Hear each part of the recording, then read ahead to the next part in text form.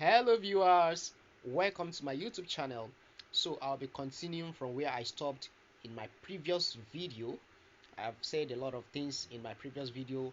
I talked about the fact that a woman who married under custom will not be able to inherit the property of her husband on the husband's demise. And I said a lot of things in that video. You have not seen it, check it out. So I'm going to be continuing from there. One thing you must note is that on where a person marries under the act, on the death of either the wife or the husband, the property devolves on the surviving spouse, and that surviving spouse can dispose of the property. That is, he or she can decide to sell the property. She has the right to sell under the act, where you marry under the act.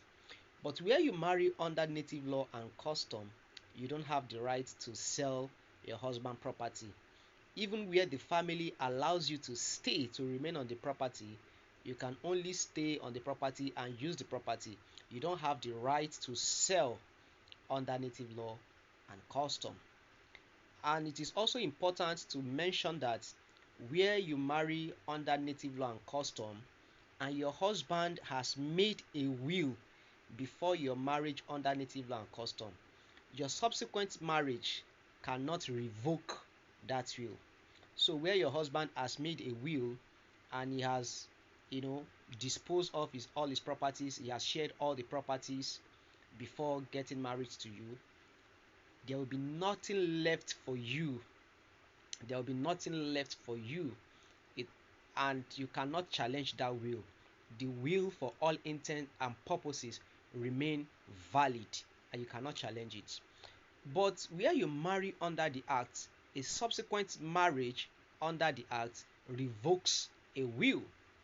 So where a man has, shared all his properties in a will, and after making that will, he now marries under the act, the subsequent marriage under the act will revoke that will. And where he did not make another will, the wife will be entitled to get letters of administration, and she will also get portion out of her husband's property. So that is why it is important that when you are, getting married as a woman, it is important that you celebrate your marriage under the act. There are many advantages that come with marrying under the act. Now, having said that, in my previous video, I also mentioned that someone who marries under the act has a right to acquire properties, to hold properties, and to dispose of properties by virtue of the relevant provisions of Married Women Property Act and Married Women Property Law of different states. Now, like I said, under custom, all the properties you acquired before entering into that marriage becomes the property of your husband. I know you are panicked, right? But there is a way out, and the way out is through the constitutional routes.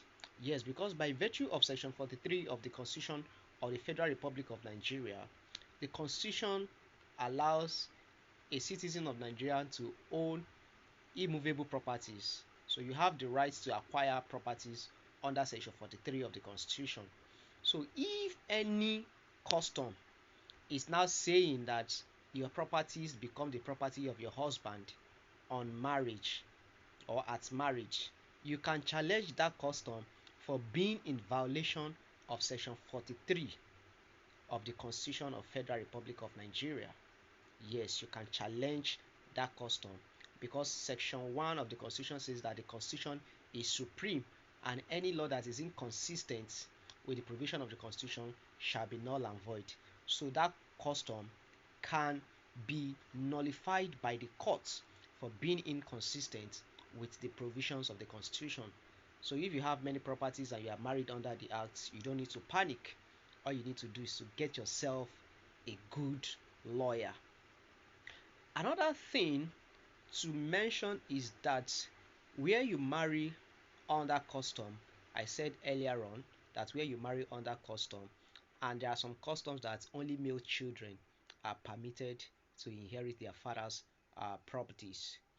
But I'm here to tell you that there is a decision, a judicial authority that states that any custom that forbids a woman and her female children from inheriting their late father's property is barbaric, against natural justice, good conscience, and equity.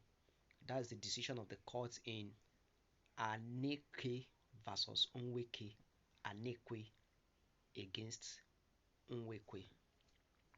So, that having been said, you can see that even though there are some funny customs, you can still challenge these customs in courts, and where those customs are against the provisions of the constitution, or those customs are against good conscience, equity, and against natural justice, the courts would do the needful.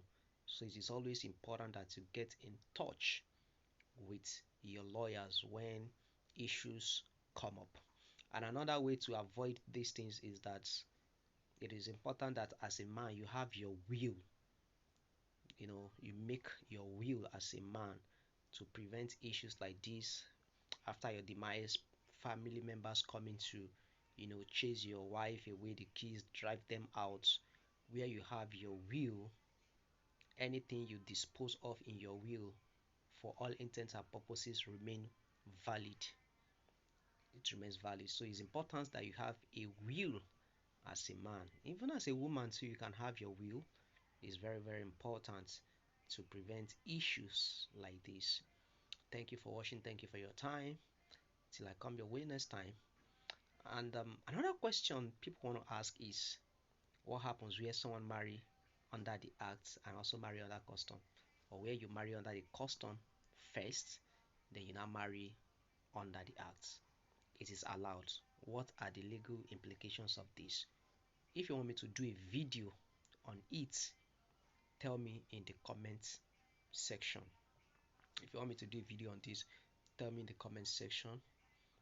Don't forget to like this video, share with your family and friends, and please don't forget to subscribe to my YouTube channel. Thank you.